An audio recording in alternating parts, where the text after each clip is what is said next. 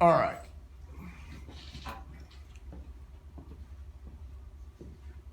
Delta T's are used mostly in air conditioning. Temperature difference is something we're going to talk about in refrigeration. Typical air conditioning evaporator. We've got 75-degree air going in. We've got 40-degree evaporator temperature. The refrigerant in the evaporator is at 40 degrees. That is a 35-degree temperature difference. That's when TD. You subtract. Yeah, you just subtract the two, that gives you your number. So we've got a 35-degree TD. Now we've got 75 degrees air coming out and 55-degree air going in, 55-degree air coming out. That is a 20-degree delta T. In air conditioning, a 20-degree delta T is perfect. Depending on humidity levels, you might see it as low as 15 if it's really humid that day. Because remember, water is heat energy when it's suspended in the air. So you add the TD to the delta T and get the 55. That's just subtracting the temperature of the air going in from the air coming out. We'll give you that. Right around 21, 22 degrees delta T, you begin to look for what's wrong. There's something wrong with airflow. There's something wrong with the charge. There's something wrong. It should not get over 20 degrees delta T. Humidity, 50%. That's what we're normally trying to keep the humidity level to. Yeah. How can you check that, like, if it's not right? The humidity or if the air is not coming out, you know. Oh, there's a variety of ways to check it. I mean, airflow issues could be a dirty coil, a dirty centrifugal blower, a filter that hasn't been changed, a low charge. It could be any one of those that would give you too high a delta T. And that's just slightly low charge. Slightly low charge, but your system will freeze up if it has low refrigerant, right? Well, your system will freeze up if it drops below 32. You could have a 35-degree coil, right? You know, but you don't have If you have low gas, and then it's a chance that it freeze up, right? Right. Okie dokie. Development of evaporators. Originally, they were just pipes with fins. Gravity coils or convection coils. We didn't have a fan on it. We just had pipes. Maybe they had metal fins on the pipes, and the cold air would just fall. It's not that bad of a system as far as efficiency goes. You know, if you've ever lived in a house with a floor furnace, that works. The hot air rises, it displaces the cold air, which pushes the cold air down, and of course it's going to find the lowest point, which is into that floor furnace. Well, this is the opposite. The cold air from around that coil is going to fall because it's gotten heavier. That's going to displace the warmer air, push it upward, and it's going to be right next to that coil.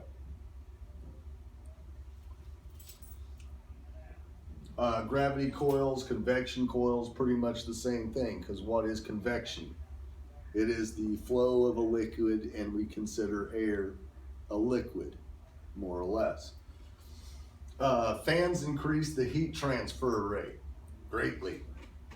You know, we can actually force that air to move around and get exchanged to the coil. With a greater transfer rate, we can do a lot more.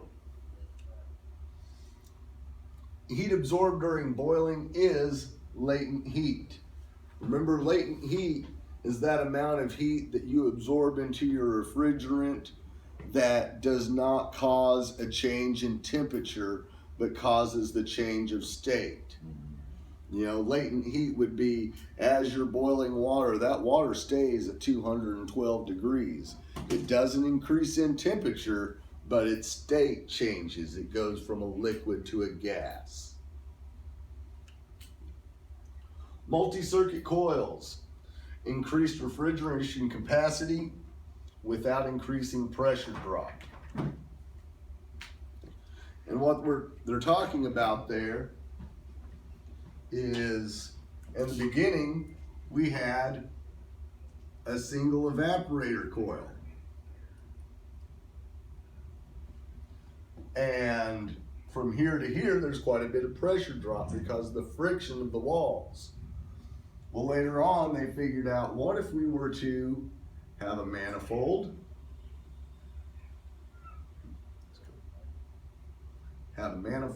and several coils,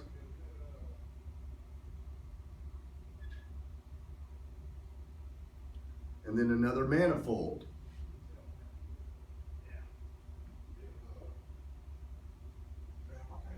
And that way we can have the same amount of coil passes or size and decrease the amount of pressure drop we get through that coil significantly. Gravity coil or convection coil. You see, this is just tube and fin up here. We've got a little drain pan below it to catch any water that drips down, but there's no fan. Like I was saying, it's just a convection current that's created by the cold refrigerant going through the pipes. And then we came to a fan coil unit where we actually have a coil in here, a fan, and you can see the little condensate drain down at the bottom. So we were actually forcing air across that coil. Yes, sir? Those are kind of fans that are inside those boxes though, right? Yeah, that is a fan coil inside those boxes.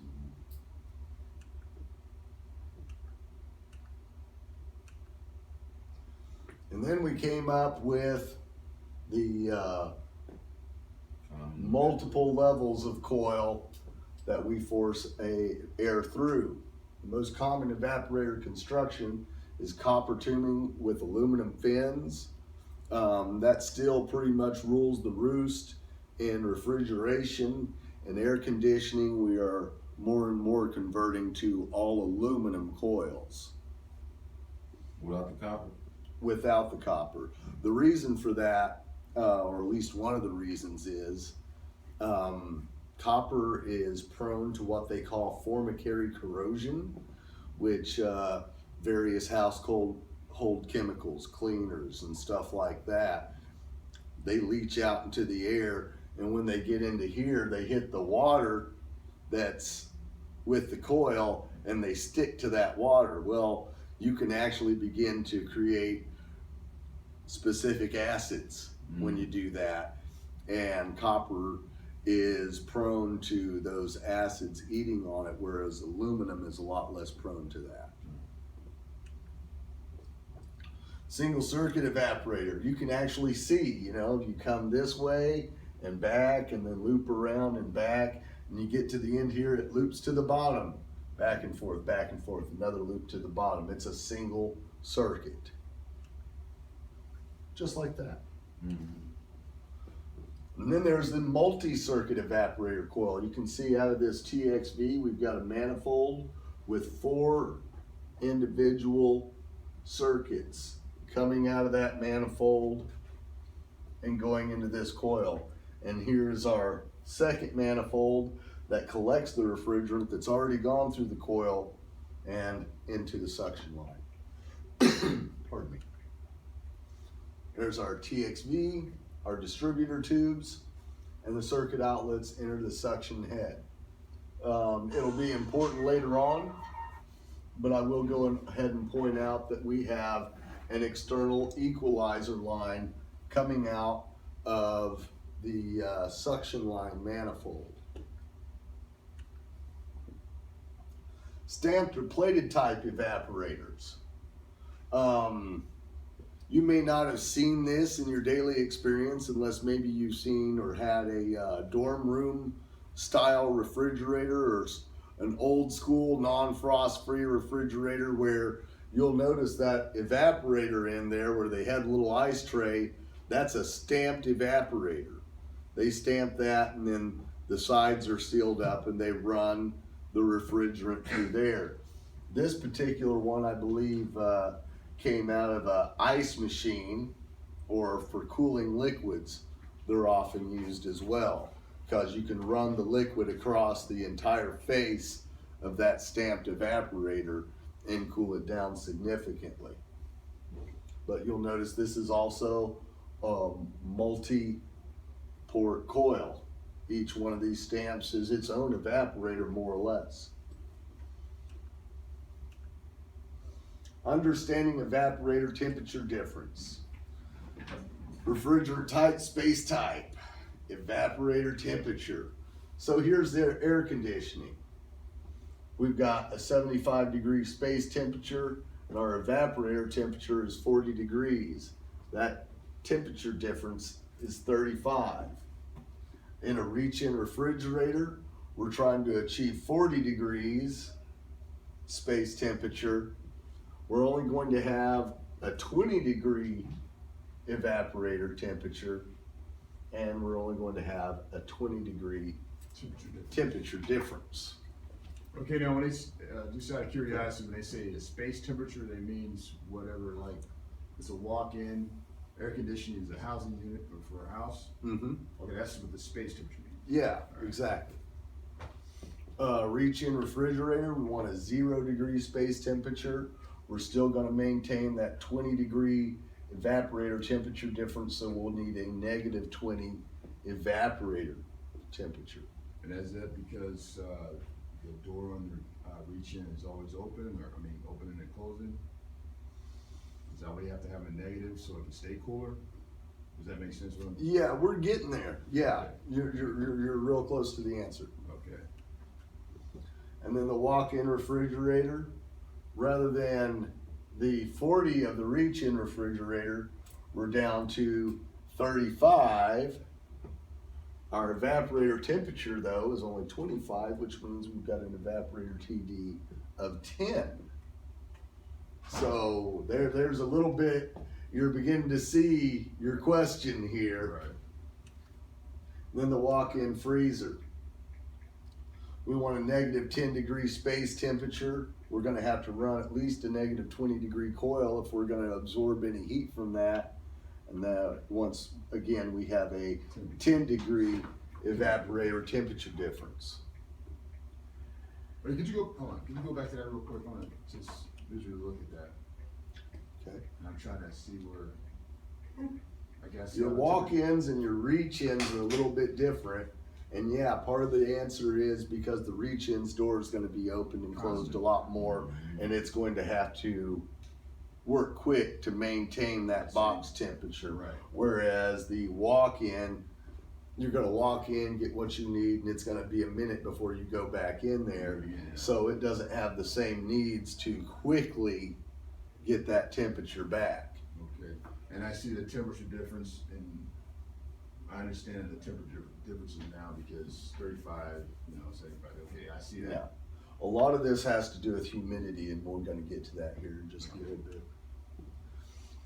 Here's an air handler with an evaporator coil. So we're talking about air conditioning again. There's our blower, our coil, the refrigerant temperature of 40 degrees, our return air coming in at 75. That's gonna give us a 35-degree temperature difference. Well, why such a radical temperature difference? A reach in and a walk in. Are they gonna say anything about these? I don't think so. And here's a reach in evaporator coil.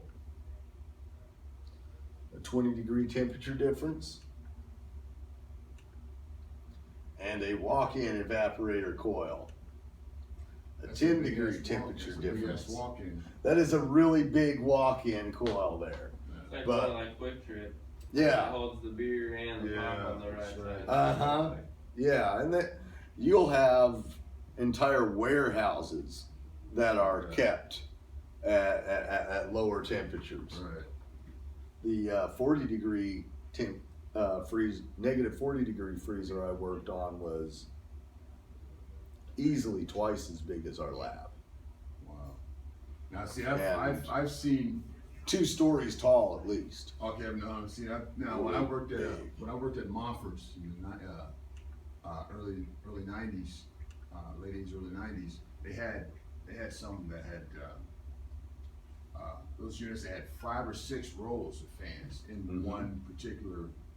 I guess it was considered a walk-in because we had meat stacked in there, Yeah. you know, hanging. Wow. So this is a low velocity, high humidity evaporator coil. We're starting to clue in on something here when we get to that high humidity. 8-degree temperature difference. That's because of the humidity. We're getting there. We're getting close. Refrigeration and humidity. Evaporators dehumidify. Once again, I'll touch on it. Water suspended in air is a form of heat. So when you see the relative humidity at these different levels, you'll notice on a hot day, you can have a lot higher relative humidity than on a cold day. On a cold day, your relative humidity might be 50%, yet it's snowing. There's precipitation. And you can have a 96 relative humidity day on a hot day and not a cloud in sight.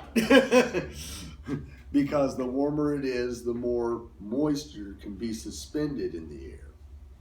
I think somebody put some in that coffee, man. It ain't working. Evaporators dehumidify. That is, they remove moisture from the refrigerated space. What affects humidity? The evaporator temperature difference. The lower the temperature difference, the less moisture there is removed. Examples of space humidity by system. An AC system, 35-degree coil temperature or temperature difference, and we're aiming for a 50% relative humidity. That's where we're pretty much comfortable. A reach-in, there's only a 20-degree coil temperature difference, and we're fine with a 65% humidity in there. A walk-in, 10-degree, 85% humidity.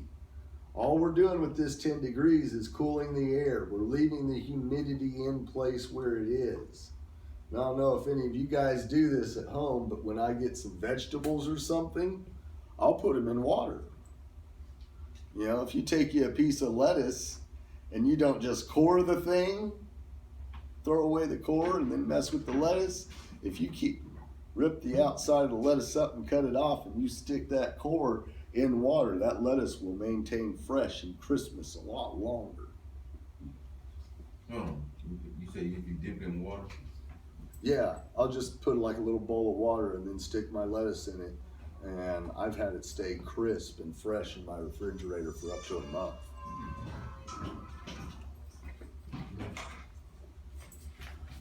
Commercial refrigeration evaporators. Well, here's our medium temp walk-in refrigerator. We've got a 35-degree air coming in, 25-degree evaporator, 10-degree temperature difference, 85% humidity. Our reach-in refrigerator, just a little bit different because of the activity that goes on between, more is going to go on in the reach-in than in the walk-in. We've got a, once again, 35-degree box, a 15-degree evaporator. For a temperature difference of 20 degrees, our humidity is going to be about 65%. So we're going to absorb a little bit more water because we've got a greater TD.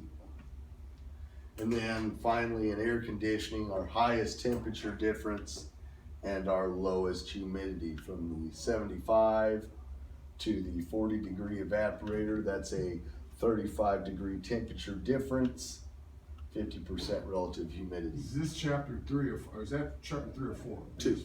That's 2? Still on 2? Flow effects on heat exchange. Too much heat load boils refrigerant too quickly. The refrigerant molecules move faster. It results in a higher pressure and temperature. Too little heat load decreases the refrigerant boiling, the refrigerant molecules move slower, and the pressures and temperatures drop. Measuring superheat. Superheat is the suction line temperature minus the evaporator temperature. Once again, how do we find the evaporator temperature? What's that? How do we find the evaporator temperature? Pressure check. Pressure corresponds to the temperature in the evaporator. And then we take the temperature of the suction line and subtract the two. If the superheat is too high, your evaporator is starving. That is, if the superheat is too high, you know that that refrigerant has been a vapor for quite some time to be able to pick up that heat.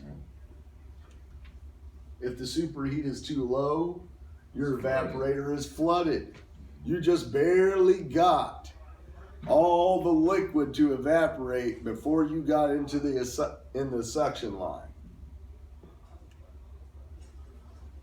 And the following picture shows where to take the coil outlet temperature. Everybody got everything they're gonna write down written? Yep. All right. So, an example of pressures and temperatures on the low side of the refrigeration system. We have a 49 PSIG evaporator that corresponds to 25 degrees. We're gonna be 25 all throughout here, and we've got our box temperature of 35, so we've got a 10-degree temperature difference. And right here at this TXV bulb is where we really want to take our superheat, at least when it comes to refrigeration. Let's face it, the fact of the matter in air conditioner is you're going to take your superheat temperature where it's expedient, but for refrigeration you want to take that by the bulb. You can also go with total superheat, which will be, you know, a little bit higher. And you'll notice, especially if you go look at our walk-in refrigerator, there's a label on that compressor that says it can take a little bit more superheat than normal without dying. You know, because it might have an extraordinarily long suction line on this thing. It could pick up some heat on its way. You know, this TXV is probably still in the refrigerator. You know, domestic refrigerators still mostly use cap tubes, but like a reach-in or a walk-in box, it'll probably have a thermostatic expansion valve, and that bulb is going to be on the other end of the evaporator, but still in the refrigerator itself. So it's going to have to travel outside the refrigerator to get to the compressor, and it's probably going to pick up some extra heat in that process. Hot pull down. When space temperature is above normal, there's a heavy load on the evaporator. An example would be a 35-degree box rises to 60 degrees. That's pretty radical. You know, somebody left the door open. Somebody put something awfully hot in there.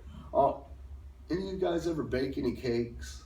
I know it's probably a weird idea to ask a group of guys. But if you ever bake a cake, the right way to frost that thing is immediately take that cake and put it in the freezer. If you try frosting it while it's warm, the cake is going to pull apart from the frosting. There's going to be bits of cake in your frosting. If you freeze that cake, the cake will stay put while you frost it. So maybe somebody put a cake in the freezer or the refrigerator, and now we've got a 60-degree box. The pressure and the temperature different relationship is no longer valid. You know, we're way off here. The evaporator is starving during this time because there's so much heat in that box. It's absorbing that heat and turning into a vapor much, much sooner. So we're going to have a very high superheat. Their metering device performance is limited. Even if it's a TXV, which is a terrific, terrific metering device, it can only open so wide. Note, for accurate superheat calculations, the space temperature must be within 5 degrees of the design conditions. Do not try to get a superheat from a refrigeration machine that is outside of its normal parameters. You will not get a proper reading.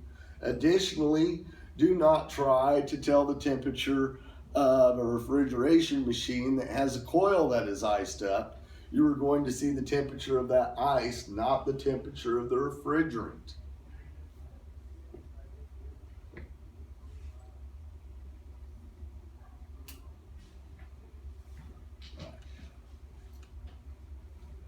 Evaporator troubleshooting. There are only 3 main problems in an evaporator. Airflow, dirty filter, dirty or iced up evaporator. Blower or ductwork problems. Refrigerant.